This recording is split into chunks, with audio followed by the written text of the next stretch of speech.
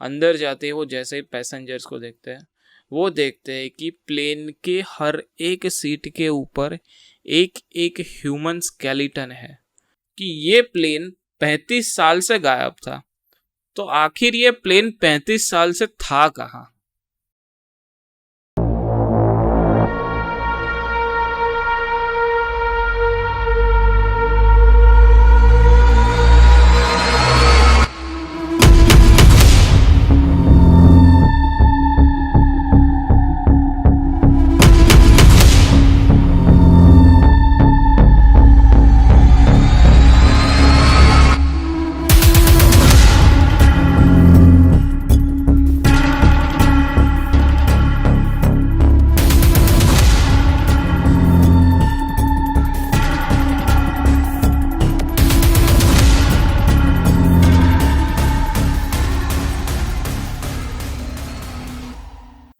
September 4, 1954, flight number 513 जो अपने निर्धारित समय से उड़ान भरने की तैयारी में है, वो अपने airport HN international west Germany airport से अपने देश Brazil Porto Alegre international airport की उड़ान के लिए तैयारी में है।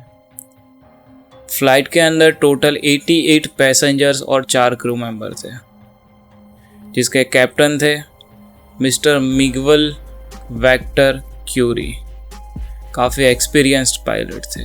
ये फ्लाइट का ड्यूरेशन टोटल 18 घंटे का था। अपने टेक ऑफ के कुछ ही घंटों के बाद जब वो अटलांटिक ओशन के ऊपर से गुजर रहा था, तब सडनली ही वो ATC के रडार से गायब हो गया। और यहीं से ही इस प्लेन की स्टोरी की मिस्ट्री की शुरुआत होती है। जी हाँ, ये जो कहानी है 4 सितंबर 1954 की है, जहाँ पे 92 लोगों से भरा हुआ एक एयरक्राफ्ट बीचों बीच हवा में गायब हो जाता है। अटलांटिक ओशन के ऊपर जाने के वक्त जब वो गायब होता है, ATC ने उन्हें कई बार कांटेक्ट करने का ट्राई किया, लेकिन एयरक्राफ्ट की तरफ से कोई रिस्पॉन्स नहीं आ रहा था। तो तब यही कंक्लूजन लगाया गया कि शायद ये एयरक्राफ्ट कोई हादसे का शिकार हुआ है। दूसरे दिन सुबह जर्मनी और ब्राज़ील गवर्नमेंट ने मिलके एक मीटिंग रखी, जिसके अंदर हाईली क्लासिफाइड लोगों को बुलाया गया था, और ये मिशन को या ये जो बात थी उसे हो सका उतना सीक्रेट रखा जाने रहा था। वो एकदम से गायब होता, उसका कोई सबूत नहीं मिल रहा था लोगों को। और अटलांटिक ओशन के ऊपर जहाँ पे जिस पॉइंट पे वो गायब हुआ था, वो पॉइंट पे गवर्नमेंट ने एक जांच रखी। प्लेन के गायब होने के 2 दिन बाद एक अप्रूवल आता है कि जिसके अंदर ये डिसीजन लिया जाता है कि प्लेन की जहाँ पे जो पॉइंट पे गायब हुआ था वो पॉइंट पे जाके उसकी जांच की जाएगी। तो दोनों गवर्नमेंट मिलके वो प्लेन को ढूंढने में लग जाती है। पहले तो वो जहाँ पे गिरा था, जो पॉइंट पे गिरा था, वहाँ पे पहुँच के उसका जो वाटर सरफेस जो था उसके ऊपर के एरिया के अंदर वो लोग सर्च ऑपरेशन चलाते हैं। और ये सर्च ऑपरेशन काफ़ी टाइम चला भी, लेकिन उन्हें कोई सबूत नहीं मिले, कोई डेब्रिस नहीं मिला, कोई डेड बॉडी नहीं मिली। तो कन्फ्यूज़न यही था कि वो जहाज़ गया तो गया कहाँ। ये जो कोशिश थी उनकी मुमकिन ना हुई, इसकी वजह से उन लोगों ने अंडर वाटर एक्सप्लोरेशन का ट्राई किया। अब वो अटलांटिक ओशन के हर एक वो पॉइंट को ढूंढ रहे थे जहाँ पे वो जहाज़ के गिरने की आशंका हो सकती थी। ये सर्च ऑपरेशन ऑलमोस्ट 2 साल तक चला, लेकिन वहाँ पे भी उन्हें कोई सबूत नहीं मिला। क्योंकि एक सीधी सी बात है, इतना बड़ा लोडेड एयरक्राफ्ट प्लस 92 लोग थे उसके अंदर, तो एटलीस्ट एक बंदे का कुछ तो मिलता बॉडी पार्ट, लेकिन उन्हें कुछ नहीं मिल रहा था। ये सर्च ऑपरेशन 2 साल चला, लेकिन 2 साल चलने के बाद दोनों गवर्नमेंट ने हार मान ली थी, क्योंकि उन्हें कोई सबूत नहीं मिल रहा था। सबूत ना मिलने के कारण उन्होंने वो चैप्टर वहाँ पे ही क्लोज़ किया और जस्ट झूठी अफवाह फैला दी कि वो जो है वो एक हादसे का शिकार हो गया है और अटलांटिक ओशन की गहराइयों में कहीं खो गया है। लेकिन ये बात कितनी सच थी? गवर्नमेंट हो सके इतना इस बात को छुपाना चाहती थी, क्योंकि उनके पास भी एक ठोस सबूत नहीं था इस चीज़ का। और जिनके फैमिली मेम्बर्स थे उन्हें ये भरोसा कहीं ना कहीं ला दिया गया था कि उनके जो फैमिली मेम्बर्स प्लेन में बैठे थे वो सारे अटलांटिक ओशन के पानी में डूब के मर गए हैं। सर्च ऑपरेशन 2 साल चला। 2 साल चलने के बाद जब वो बंद किया गया, उसके बाद कई सारा टाइम, 1 साल, 2 साल, 3 साल, 4 साल, ऐसे कर कर के टोटल 35 साल निकल गए। 35 साल गुजरने के बाद लोग ये बात पूरी की पूरी भूल चुके थे। वो प्लेन का नामो निशान किसी के दिमाग में था नहीं, कोई जिक्र नहीं कर रहा था। लेकिन एक दिन 35 साल के बाद 12 अक्टूबर 1989 को पोर्टो एलिग्रे एयरपोर्ट पे एटीसी को रडार पे एक हवाई जहाज़ दिखता है और एटीसी वो हवाई जहाज़ से कांटेक्ट करने का ट्राई करती है। उन्हें हो सके उतने पॉसिबल सिग्नल्स भेजे जाते हैं, लेकिन एटीसी को वो एयरपोर्ट की तरफ से कोई रिस्पांस नहीं मिल रहा था। पहले तो उन्हें कोई परमिशन नहीं थी लैंड करने की, लेकिन उनकी तरफ से कोई रिस्पांस ना आने की वजह से, प्लस वो फुल ऑन लैंडिंग स्पीड से नीचे रनवे पे आ रहा था, तो रनवे इमरजेंसी बेस पे खाली करा दिया गया just for the landing. Land होने के बाद एयरपोर्ट टीम ने, एटीसी टीम ने उन्हें कांटेक्ट करने का ट्राई किया कि जिसकी वजह से वो उन्हें सीढ़ी दी जाए पैसेंजर्स को उतरने के लिए, लेकिन उनकी तरफ से कोई रिस्पांस नहीं आ रहा था।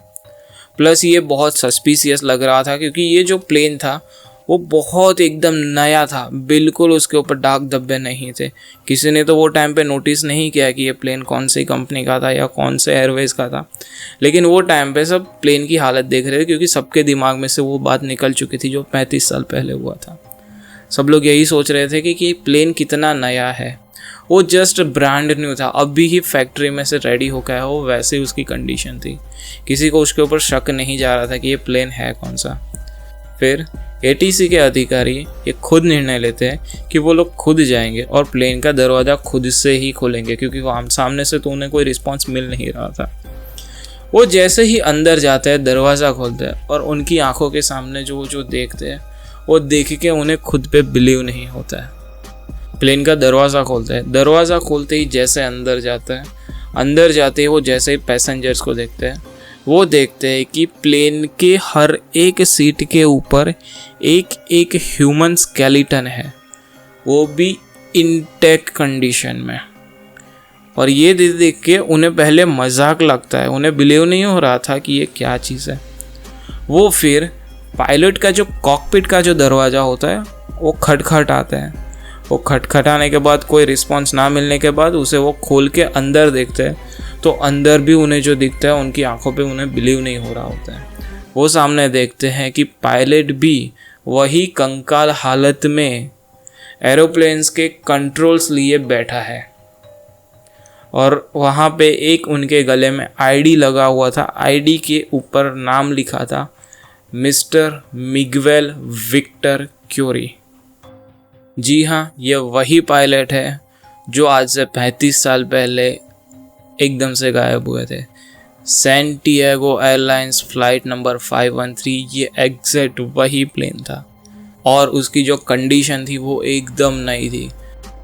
सैंटियागो एयरलाइंस 1954 में जब वो प्लेन गायब हुआ था उसके 2 साल बाद ही बंद हो गई थी। कमाल की बात यह है कि ये जो प्लेन आया था वो इतना ब्रांड न्यू कैसे हो सकता है, प्लस उसके अंदर जितने भी लोग बैठे थे वो सारे के सारे कंकाल में क्यों बदल चुके थे। अनदर थिंग वॉज दैट कि ठीक है, जो पायलट था वो पायलट भी खुद कंकाल में बदल चुका था, तो वो प्लेन को हवा में से रनवे तक लैंड करने तक का कंट्रोल किसने किया था। और दूसरी बात ये कि ये प्लेन 35 साल से गायब था, तो आखिर ये प्लेन 35 साल से था कहाँ।